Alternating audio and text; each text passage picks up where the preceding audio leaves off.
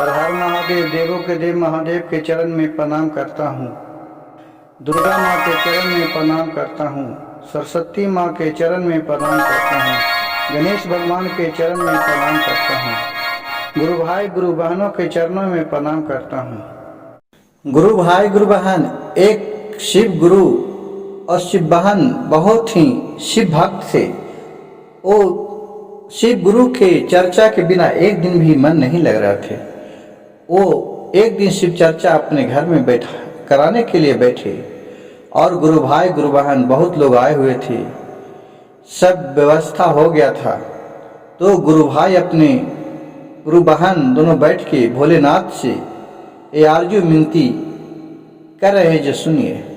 बोल रहे हैं गुरु बहना, अपने ही अखिया में बसैले बानी शिव गुरु के सुरतिया जी बहना, चर्चा कराई दिन रतिया जी बहना, चर्चा कराइबो दिन रतिया जी बहना। घरवा में कराइबा ओ सरवा में कराइबो जी बहना, चर्चा करैबो दिन रतिया जी बहना, चर्चा करैबो दिन रतिया जी बहना। अपने ही अखिया में बसैले बानी शिव गुरु के सुरतिया जी बहना, चर्चा करैबो दिन रतिया जी बहना, चर्चा करैबो दिन रतिया जी बहना। चाचा ही कराइबा चचनिया ही कराइबो जी बहना, चर्चा करैबो दिन रतिया जी बहना। अरे भाई वो ही करैबो जाके अब जाइयो ही करैबो जी बहना, हम चर्चा करैबो दिन रतिया जी बहना। अपन ही अखिया में बसैले बानी शिव गुरु के सुरतिया जी बहना, हम चर्चा करैबो दिन रतिया जी बहना, चर्चा करैबो दिन रतिया जी बहना। अरे नैहरा में करैबो हम ससुररिया में करैबो जी बहना, हम चर्चवा करैबो दिन रतिया जी बहना।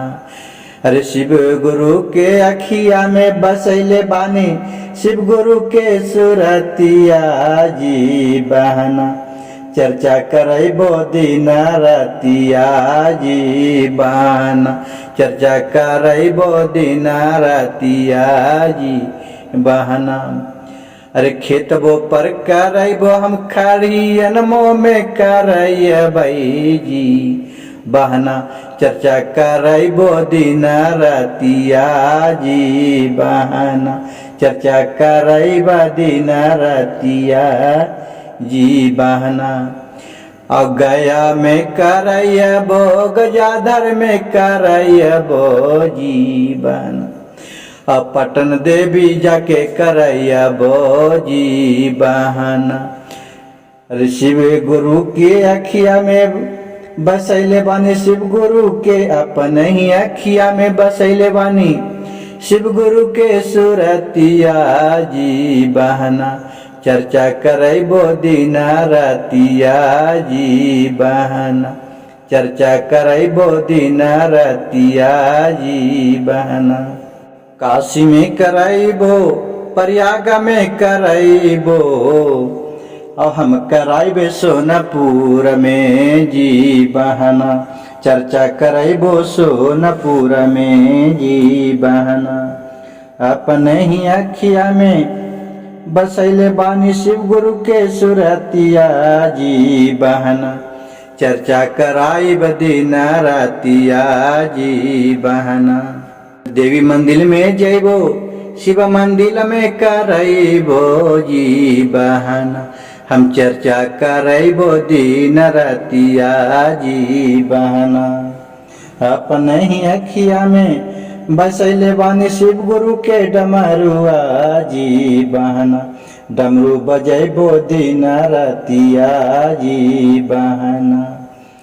डमरू के आवाज सुन के चर्चावा करैब जी बहना, चर्चा कराइब दिन रतिया जी बहना।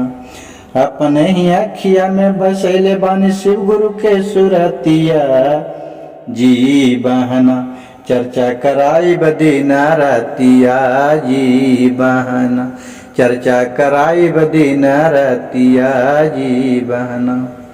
गुरु भाई गुरु बहन, मेरे वीडियो और भजन अच्छा लगे तो कृपया मेरे चैनल के एक लाइक, एक सब्सक्राइब, एक शेयर कर दीजिएगा। हर हर महादेव, घर घर महादेव। भजन पूरा सुनने वाला को भोलेनाथ सभी मनोकामना पूर्ण करे। हर हर महादेव, घर घर महादेव।